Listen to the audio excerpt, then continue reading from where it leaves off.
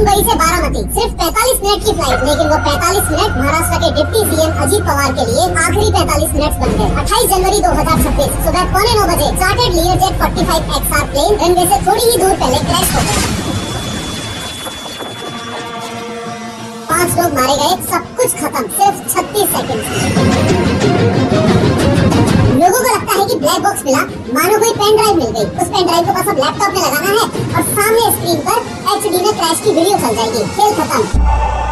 लोगों के दिमाग में सूबे उभर रहे हैं कि क्या अजीत पवार का प्लेन पॉलिटिक्स के चलते जानबूझ के क्रैश तो नहीं करवाया गया, क्या कुछ छुपाया जा रहा है? Mamata Banerjee, the first big leader who has expressed some doubt about the circumstances of the crash, saying that there are people who told me that he was going to leave the Mahayuti force. तो 100 बात की एक बात यह है कि accident के बाद मिली हुई हर डेड बॉडी एक कानूनी पेज है जिसपे करोड़ों का दावा ठोका जा सकता है।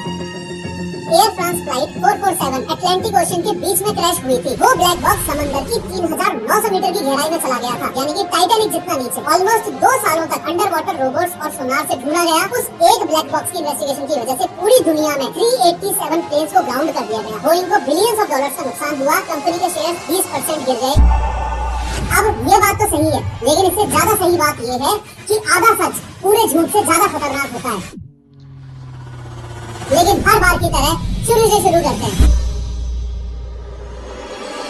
ब्लैक बॉक्स वो भी तुरंत मिल गया, इन्वेस्टिगेशन शुरू भी हो गई, लेकिन हर व्हाट्सएप ग्रुप में, हर न्यूज चैनल पर वो ही एक सवाल घूम रहा है कि डेटा कहाँ है, क्रैश का एग्जैक्ट रीजन क्या है, या फिर सच में इतना नॉर्मल है कि ब्लैक बॉक्स हाथ में आने के बाद भी एग्जैक्ट रीजन पता करने में कई महीने और साल भी लग जाते हैं। आज की 3D वीडियो में हम कॉन्स्पिरेसी थ्योरीज को साइड में रख के सीधे एविएशन इन्वेस्टिगेशन प्रोटोकॉल्स और इसकी टेक्निकल सच्चाइयों के बेसिस पर समझेंगे कि सिर्फ इंडिया में ही नहीं बल्कि पूरी दुनिया में ब्लैक बॉक्स मिलने के बाद भी ब्लैक बॉक्स में से डेटा निकाल के प्लेन का एग्जैक्ट एक्सीडेंट रीजन जानने में इतना टाइम आखिर लगता क्यों है? Ahmedabad Air India plane accident की रिपोर्ट आने में भी कई महीने और लगेंगे। कोबी ब्रायंट हेलीकॉप्टर क्रैश की रिपोर्ट आने में भी 1 साल से ज्यादा लगा। इनफैक्ट हर प्लेन क्रैश की रिपोर्ट आने में महीनों तो लग ही जाते हैं। तो चलो समझते हैं कि AI और 5G के जमाने में ब्लैक बॉक्स हाथ में आने के बाद भी सच बाहर आने में इतना टाइम क्यों लगता है।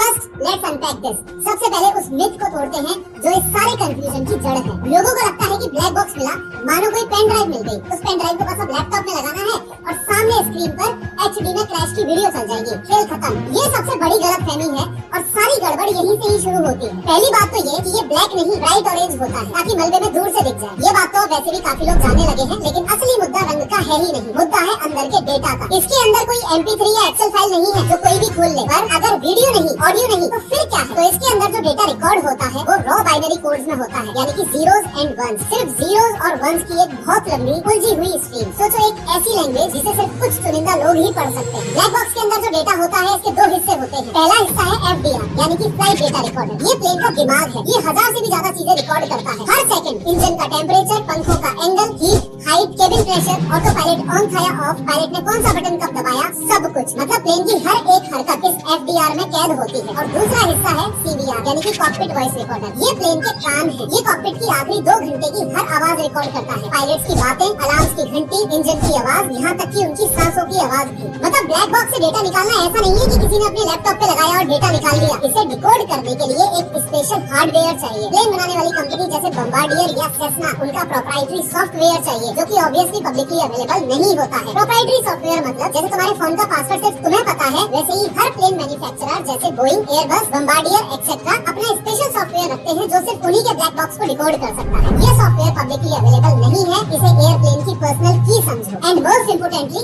कैलिब्रेशन टेबल्स चाहिए जो ब्लैक बॉक्स के उन जीरोस और वंस को असली मतलब दें। कैलिब्रेशन टेबल्स का मतलब ऐसे समझो कि मान लो तुम्हें एक कोड मिला 01010101। तुम्हें ये पता नहीं कि ये कोड टेम्परेचर है, स्पीड है या ऑल्टीट्यूड है। तो कैलिब्रेशन टेबल बेसिकली एक डिक्शनरी है जो बताती है कि ये कोड का मतलब क्या है। जैसे मोर्स कोड को समझने के लिए एक चार्ट चाहिए, वैसे ही ब्लैक बॉक्स के कोड्स को समझने के लिए ये टेबल्स चाहिए। ये सारा तामझाम सिर्फ AAIB यानी कि एयरक्राफ्ट एक्सीडेंट इन्वेस्टिगेशन ब्यूरो जैसी एक्सपर्ट लैब्स में ही मुमकिन है। AAIB भारत सरकार की इंडिपेंडेंट बॉडी है और इनका काम ही प्लेन एक्सीडेंट्स की अनबाइज्ड इन्वेस्टिगेशन करना है, किसी को बचाना या फंसाना नहीं। AAIB इसलिए इतना क्रेडिबल है क्योंकि ये एक इंडिपेंडेंट बॉडी है और इनका पूरा प्रोसेस सिस्टमैटिकली ऑपरेट होता है। डेटा इधर उधर बिखरा हुआ नहीं होता और हर चीज ट्रेसेबल होती है। जब डेटा अलग अलग जगह बिखरा होता है तो ब्लेम गेम शुरू हो जाता है कि कौन जिम्मेदार है, किसने डिसीजन लिया, एरर कहाँ हुआ। इसीलिए सीरियस कंपनीज एक इंडिपेंडेंट और सेंट्रलाइज सिस्टम यूज करती हैं, जैसे Odoo। सो बेसिकली Odoo एक all in one management software है जो एंटरप्रेन्योर्स को हेल्प करता है अपनी डेली बिजनेस एक्टिविटीज सिंपल बनाने में। बिलिंग, अकाउंटिंग, प्रोजेक्ट्स, इन्वेंटरी या फिर वेबसाइट बनाना हो, सब कुछ एक ही सिस्टम के अंदर हो जाता है। Odoo के प्रोजेक्ट ऐप में तुम अपना पूरा प्रोजेक्ट एक नजर में देख सकते हो। कौन सा काम चल रहा है, कौन सा अटका हुआ है और कौन सा कंप्लीट हो चुका है। तुम टास्क बना सकते हो, हर टास्क के लिए रिस्पॉन्सिबल पर्सन असाइन कर सकते हो, प्रायोरिटी, डेडलाइन और टैग्स सेट कर सकते हो और काम को छोटे छोटे सब टास्क में तोड़ सकते हो। टीम के साथ रियल टाइम कोलैबोरेशन होता है in the form of emails, notes,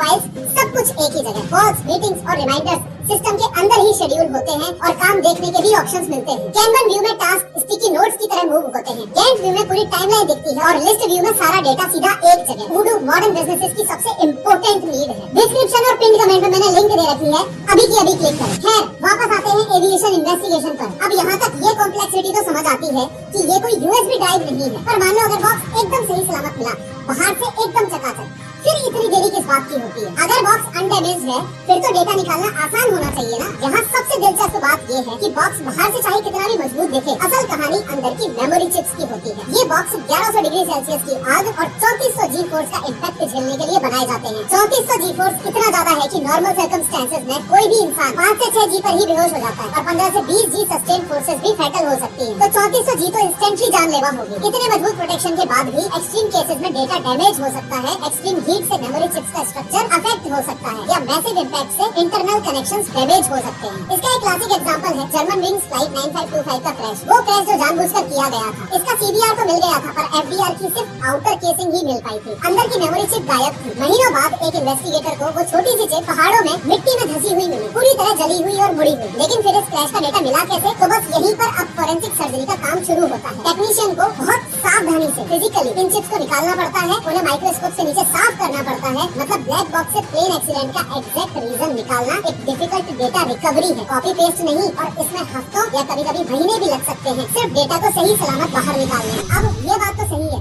लेकिन इससे ज्यादा सही बात ये है कि आधा सच पूरे झूठ से ज्यादा खतरनाक होता है। साइकोलॉजी में इसे प्रीमैच्योर क्लोजर कहते हैं, जब हमारा दिमाग इनकम्प्लीट इंफॉर्मेशन से ही कंक्लूजन बना लेता है। इसके साथ ही आता है कंफर्मेशन बायस। हम सिर्फ वो फैक्ट्स देखते हैं जो हमारी पहली थ्योरी को सपोर्ट करें। और जब media incomplete FDR data release कर दे तो पब्लिक अपने कॉग्निटिव शॉर्टकट्स यूज करती है और गलत नैरेटिव्स बन जाते हैं। इसलिए इन्वेस्टिगेटर्स पहले कंप्लीट पिक्चर बनाते हैं। फॉर एग्जांपल, मान लो कि अगर AAIB एफडीआर डेटा का सिर्फ एक हिस्सा रिलीज कर दे, जैसे कि अगर कोई डेटा दिखाए कि प्लेन की हाइट अचानक गिरी, ये बात अगर एफडीआर रिलीज कर दे तो अननेसेसरी हेडलाइंस बनने लग जाएंगी कि अरे प्लेन गिरने लगा था, पायलट का कंट्रोल खो गया था, एक्सेट्रा एक्सेट्रा। बिना मतलब का हंगामा मच जाएगा। और ये हंगामा मचाते वक्त न्यूज हेडलाइंस बेचने वाले लेमैन इंसान को इस बात की समझ ऑब्वियसली नहीं होती है कि हमें सीबीआर के बिना क्यों का जवाब मिल ही नहीं सकता है। सिर्फ ये सुन लेना काफी नहीं है कि प्लेन की हाइट अचानक गिरी थी। आगे जो सवाल पैदा हो रहे हैं वो भी तो जरूरी है ना। क्या पायलट ने कोई गलती की? क्या कॉकपिट में कोई मैकेनिकल फेलियर का अलार्म बजा था? क्या सामने अचानक कोई पक्षी आ गया था? इसलिए बिना सीबीआर के कॉन्टेक्स्ट के एफडीआर का डेटा सिर्फ एक नंबर है, कहानी नहीं। और अगर ये रॉ डेटा पब्लिक को दे दिया ना तो तबाही मच जाएगी। YouTubers plus so called Indian media journalist और फर्जी एक्सपर्ट्स उस डेटा का जो मतलब निकालेंगे वो आप सोच भी नहीं सकते। एफडीआर में ऑल्टीट्यूड का एक नंबर ऊपर नीचे हुआ तो सबके अपने अपने फालतू के स्पेकुलेशंस होंगे। कोई कहेगा इंजन ब्लास्ट हो गया, कोई कहेगा कुछ हो गया, जबकि असलियत में वो सेंसर की सिर्फ एक मामूली गड़बड़ हो सकती है। इन शॉर्ट, ऐसी अननेसेसरी जल्दबाजी से सिर्फ केओस फैलता है और ऐसी फालतू की अफवाहें मार्केट में फैलती हैं कि असल जांच पर से लोगों का भरोसा ही उठ जाता है। तो टेक्निकल वजह है और कॉन्टेक्स्ट की जरूरत है। इसलिए ब्लैक बॉक्स से डेटा निकाल के प्लेन एक्सीडेंट का एग्जैक्ट रीजन बताने वाला काम इतना ज्यादा डिले हो जाता है। ये बात तो समझ आती है, पर क्या कोई कानूनी दबाव भी है? क्या कोई इंटरनेशनल रूल्स भी हैं जो इन अथॉरिटीज को चुप रहने पर मजबूर करते हैं? इसका आंसर है हाँ, बिल्कुल। और ये बहुत बड़ा फैक्टर है। और ये सिर्फ भारत का मामला नहीं है, पूरी दुनिया में ICAO Annex 13 aircraft accident and incident investigation का एक इंटरनेशनल प्रोटोकॉल फॉलो होता है और इंडिया भी इस प्रोटोकॉल को मानने के लिए लीगली बाउंड है। इसके पीछे कुछ कड़वे सच हैं और सबसे पहला और most important reason to follow this protocol is legal liability, यानी कि कानूनी मुकदमेबाजी का डर, कि जिसकी वजह से एक्सीडेंट के तुरंत बाद अथॉरिटीज ये बताने से डरती हैं कि प्लेन एक्सीडेंट के क्रैश का रीजन एग्जैक्ट क्या था। इस बात की गहराई को समझो। सोचो अगर जांच पूरी होने से पहले ही इनिशियल डेटा के इन्वेस्टिगेशन के बेसिस पर कह दिया कि प्लेन एक्सीडेंट पायलट की गलती की वजह से हुआ है, तो पायलट का परिवार और उनकी यूनियन सरकार और अथॉरिटीज पर मानहानि का केस ठोक देंगी। अगर कह दिया कि मेंटेनेंस में कमी थी तो एयरलाइन सू करेंगी। अगर कहा कि डिजाइन में खराबी थी तो एरोप्लेन बनाने वाली कंपनी सू कर देगी। तो 100 बात की एक बात यह है कि एक्सीडेंट के बाद मिली हुई हर डेड बॉडी एक कानूनी पेज है जिसपे करोड़ों का दावा ठोका जा सकता है। एंड मोर इम्पोर्टेंटली सिर्फ इतना ही नहीं, इसके बिजनेस इम्प्लीकेशंस भी हैं। अगर जांच पूरी होने से पहले ये कह दिया जाए कि प्लेन के डिजाइन में कोई खराबी थी, तो उस कंपनी के उस मॉडल के हजारों प्लेन्स को दुनिया भर में ग्राउंड करना पड़ सकता है। दस उस कंपनी के शेयर्स धड़ाम से गिर जाएंगे। और ये कोई ऐसी वैसी सिर्फ हवाई बात नहीं है। 2019 में इथियोपियन एयरलाइंस 302 के क्रैश में जब ब्लैक बॉक्स डेटा एनालाइज हुआ तो पता चला कि बोइंग 737 मैक्स के MCAS सिस्टम में खराबी थी। उस एक ब्लैक बॉक्स की इन्वेस्टिगेशन की वजह से पूरी दुनिया में 387 प्लेन्स को ग्राउंड कर दिया गया। बोइंग को बिलियंस ऑफ डॉलर्स का नुकसान हुआ, कंपनी के शेयर 20% गिर गए और एविएशन इंडस्ट्री में नए सेफ्टी रूल्स बन गए। बस एक ब्लैक बॉक्स और पूरी कहानी ही बदल दी। उसके अलावा इंश्योरेंस का भी मामला होता है। सिर्फ एक मेजर प्लेन एक्सीडेंट के पीछे हजारों करोड़ों के इंश्योरेंस क्लेम्स होते हैं। प्लेन का, पैसेंजर्स का, ग्राउंड पे हुए नुकसान का इंश्योरेंस कंपनियां एक एक पैसा देने से पहले A to Z एकदम क्रिस्टल क्लियर कारण जानना चाहती हैं और जब तक फाइनल रिपोर्ट नहीं आती तब तक कोई पैसा रिलीज नहीं होता है। प्लस एक और पहलू है जो लोग अक्सर भूल जाते हैं, दैट इज प्राइवेसी और इमोशंस। मैं यहाँ पे बात CVR की कर रहा हूँ। देखो, CVR में पायलटों के आखिरी शब्द होते हैं, उनका तनाव, शायद उनके आखिरी पलों की चीखें। दुनिया में कहीं भी, किसी भी देश में CVR की ऑडियो पब्लिक को नहीं सुनाई जाती है। ये उन एक्सीडेंट में मारे गए लोगों की प्राइवेसी और उनके परिवार की भावनाओं का सम्मान करने का एक तरीके का इंटरनेशनल प्रोटोकॉल है। अब जानना तो ये भी जरूरी है ना कि असल में एग्जैक्टली कितना टाइम लगता है ब्लैक बॉक्स से डेटा निकाल के प्लेन एक्सीडेंट के क्रैश का एग्जैक्ट रीजन बताने में। क्या बाकी के देश हमसे आगे हैं? क्योंकि मैंने आपको बताया था ना वीडियो के स्टार्टिंग में ऑलरेडी कि कोबी ब्रायंट के हेलीकॉप्टर क्रैश की रिपोर्ट आने में भी 1 साल से ज्यादा लग गया था। तो डेफिनेटली ये बात तो साफ दिखाई दे रही है कि ये कोई भारतीय सुस्ती नहीं है। ये सोच लेना कि बाकी देशों में तो ब्लैक बॉक्स से एक्सीडेंट का डेटा निकाल के सिर्फ 2 दिनों में उस हादसे के एग्जैक्ट रीजन के साथ रिपोर्ट आ जाती होगी, ये एक मिथ है। कोबी ब्रायंट के केस में 13 महीने लगे थे। एयर एशिया का जो क्रैश हुआ था उसकी रिपोर्ट 12 महीनों में आई थी और नेपाल का जो येती एयरलाइंस का क्रैश हुआ उसका सिर्फ डेटा समझने में 10 से 12 हफ्ते लग गए थे। तो एक रियलिस्टिक टाइमलाइन कुछ इस तरीके से है और स्टेप बाय स्टेप ये होता है कि सबसे पहले तो डे 0 से डे 10 तक सबसे पहला काम होता है ब्लैक बॉक्स को रिकवर करना, उसको सेफली लैब तक पहुंचाना और उससे डेटा निकालने की कोशिश शुरू करना। इट्स ट्रू कि कई बार तो ब्लैक बॉक्स रिकवर करने में ही काफी दिन लग जाते हैं। Ahmedabad Air India plane crash की वो भयानक आफ्टर मैथ तस्वीरें याद है ना? देखा था ना कि क्या खतरनाक एक्सीडेंट हुआ था, कैसे प्लेन का हिस्सा मेडिकल हॉस्टल की बिल्डिंग में घुस गया था। बात मैं ये कहना चाह रहा हूँ कि एक्सीडेंट के जस्ट बाद ऐसे सामने ही ऊपर पड़ा नहीं मिल जाता है ब्लैक बॉक्स, उसको डेड बॉडीज में से निकाल के ढूंढना, प्लेन के इतने भयानक मलबे में से निकालना ढूंढना भी अपने आप में बहुत बड़ी बात है। तो ब्लैक बॉक्स को रिकवर करने में भी टाइम लग ही जाता है और यहाँ तक कि कभी-कभी ब्लैक बॉक्स को रिकवर करने में ही सालों लग जाते हैं। साल 2009 में air France flight 247 Atlantic ocean के बीच में क्रैश हुई थी। वो ब्लैक बॉक्स समंदर की 3900 मीटर की गहराई में चला गया था, यानी कि टाइटैनिक जितना नीचे। ऑलमोस्ट 2 सालों तक अंडर वाटर रोबोट्स और सोनार से ढूंढा गया, तब जाके ब्लैक बॉक्स मिल पाया था और जब मिला तब पता चला कि एक्सपीरियंस्ड पायलट्स भी कंफ्यूजन में कैसे गलत डिसीजंस ले सकते हैं। डे 10 तक का बता दिया ना। अब अगले 2 से 4 हफ्तों में CVR, FDR, ATC यानी एयर ट्रैफिक कंट्रोल की रिकॉर्डिंग यानी मौसम की रिपोर्ट, प्लेन के मेंटेनेंस लॉग्स, इन सबको एक साथ